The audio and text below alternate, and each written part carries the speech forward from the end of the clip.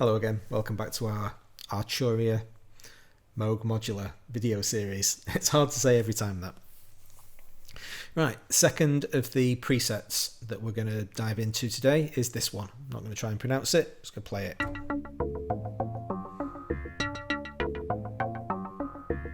Okay, and again, as in the previous video, we have two separate sounds making up this composite synth.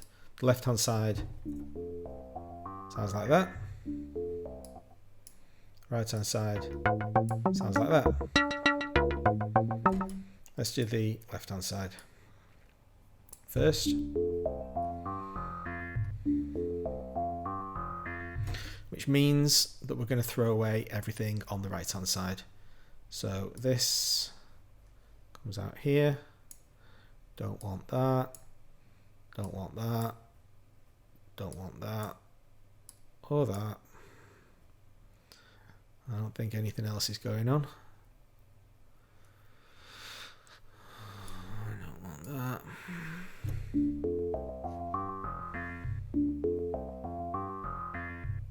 Okay. These three, I'll throw them away just for the sake of cleanliness. There we go. And just in case we make a mess of everything, let's save that as our default sound that we're going to go back to if we need to. Okay, what are we doing? Well, it's pretty damn obvious that we've got a sequence going.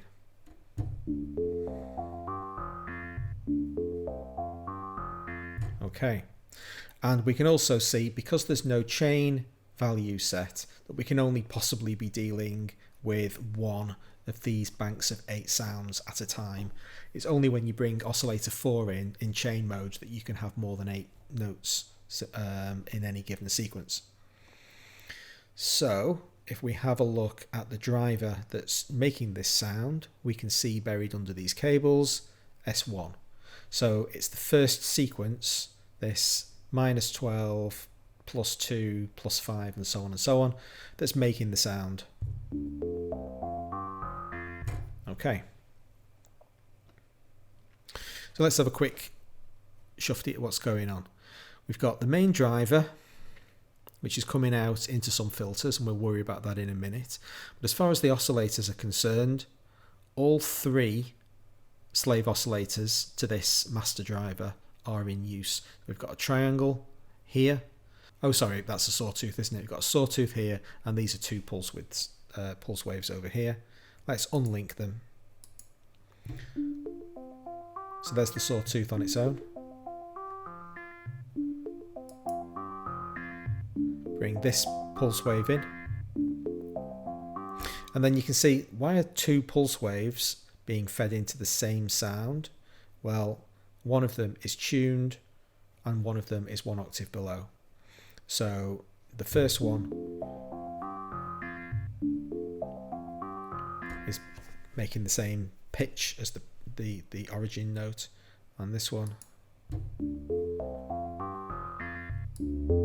is that low thing. Okay, so the 3 slaves together are making that nice, thick, rich, meaty sound. That's then going into the low pass filter, and we've got some stuff applying modulation to this filter. So let's have a look at them. We've got an envelope, no attack, decay of 8.5 seconds. That's a long time.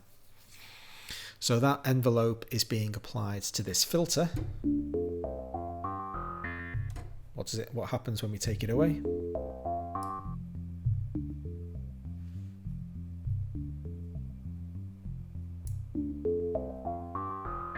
The reason it's much brighter when that envelope is applied is because there's no attack, and it's immediately applying the full envelope and taking 8.5 seconds to fall back to its sustain level, which would be like no change to the filter basically. So for 8.5 seconds it's applying something from an extreme change to the filter down to nothing. But each individual sound is very, very short. So really, it's just applying a dramatic filtering effect to the sound almost all the time, really. We can hear it operating a little bit better if we slow the sequence down and make each note much longer. Now, that's what it's doing to the sound. Meow, meow, meow.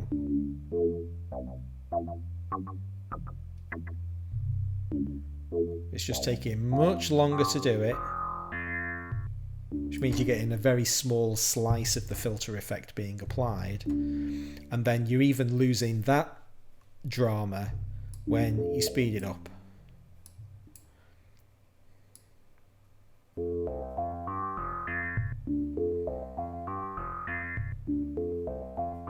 Bring it down to its regular speed. So that's what the envelope's doing. It's applying an envelope to a filter. Fine. We've also got this LFO set to a staggeringly slow cycle. That's like very, very, very slow indeed. So it's applying a sine wave to this low pass filter and applying a very, very subtle effect over a very long period of time.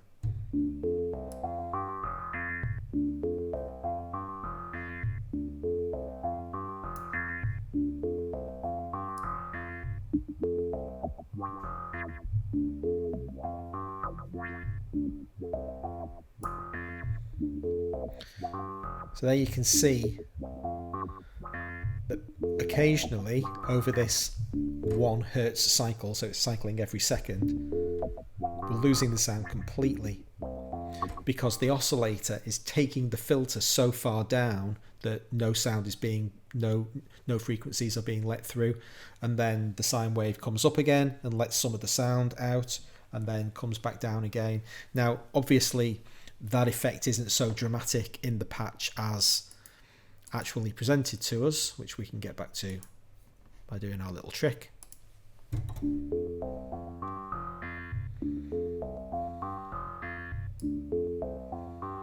If I make that 1 and hold my finger down for like ever, it's just going to take too long.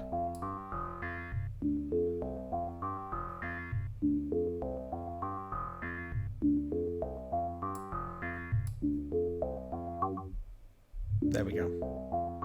It's finally having an effect. So I'm not a big fan of these incredibly subtle, basically unnoticeable effects that just confuse me, to be absolutely honest. So I'm not a big fan of that. Let's reload our thing. Oops. I don't want to save. I want to load. Test 1. What else is going on? So we've got 2 filters. This filter is patching into this one, which is another low pass filter. And this time we've got aftertouch and modulation. See what the modulation wheel does. There you go. So you can hear that applying a change to the filter depending on how much we turn the modulation wheel. We've also got aftertouch on the key. Very difficult to demonstrate without you being able to see my keyboard. Down. Holy moly. Okay, so that's set to a very high rate, so you can tell. You don't have to be able to see when I'm pressing the aftertouch down. Now this is an interesting one. We've got an S2 coming out into this filter. What's going on here? So the sequencers don't necessarily generate tone. They are control voltages, and those control voltages can be applied to anything.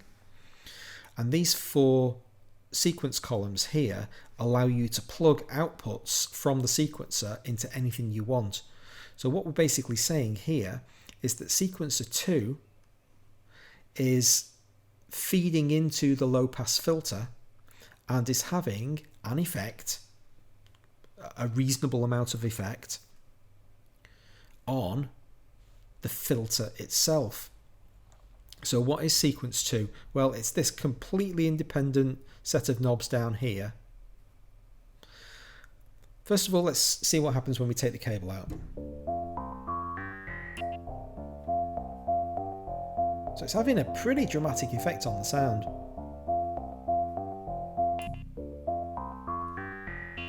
So what's happening is that every time this pulse fires, in addition to sequence 1 controlling the tones that get played, sequence 2 is having a modulation effect on the filter according to how extreme these knobs are set. Let's see.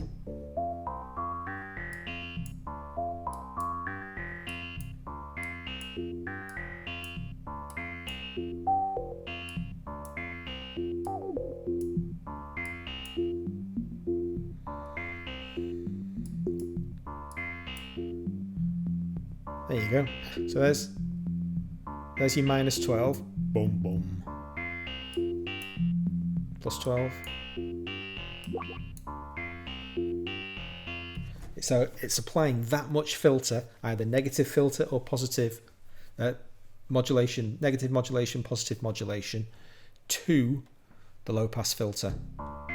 So these sequencer outputs are great for allowing your sequencer to apply a programmed set of control voltage changes to things like, in this case, your filter bank. And that's basically it. It comes out of the output, comes out of the VCA. That is that done. So, over to the other side. Mute the left-hand side, turn the right-hand side on. And now we don't want all the stuff on the left-hand side, so I'll throw all that away. Okay, here we are again. So now we're just dealing with the right-hand side. So we've thrown all these cables away, but we've made no change to the sound because all of those were plugged into VCA 1. So let's trace it through. Again, we've got a sequencer 2 output to the filter.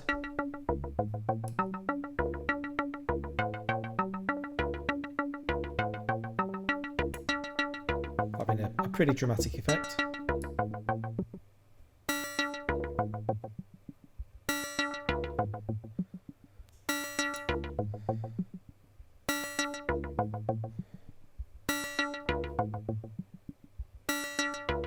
Okay.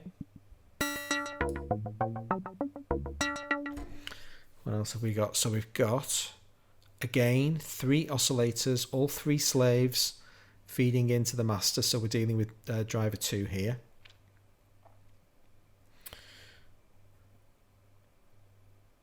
In fact, 3 sawtooths. Have we got different frequencies? 1 octave below, 1 above, and 1 above. So these 2 oscillators seem to be, here we go, plus 6 semitones, plus 0 semitones.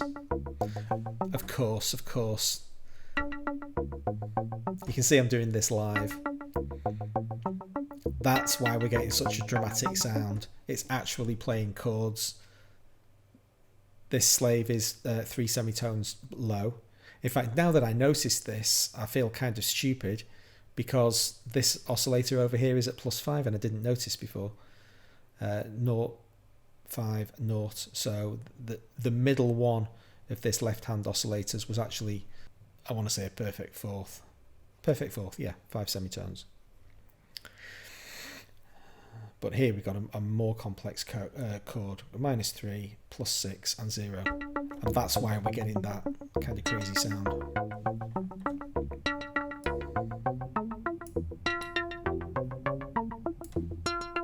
Okay.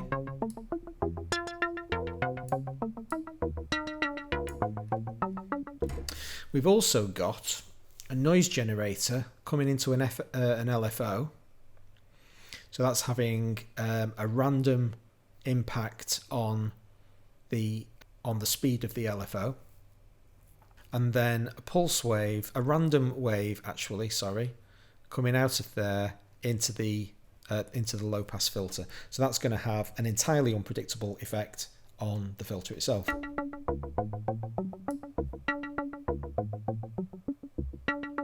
So that's without the randomizer.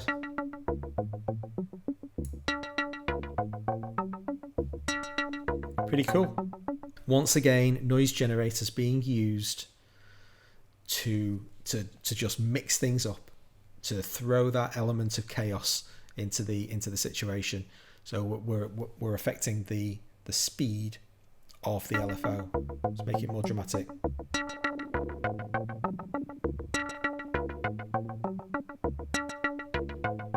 Nice.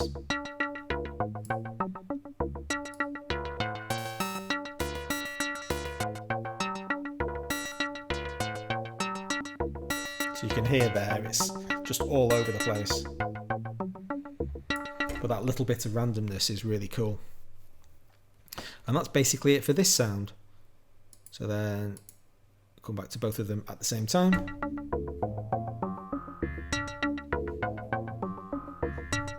Now that I hear it, I go, how did I miss it?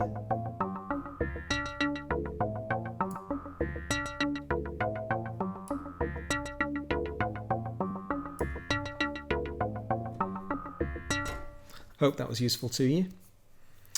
Come back next time and we'll have another bash at one of these presets and see what we can learn about this pretty fantastic tool. Thanks very much for watching. See you next time.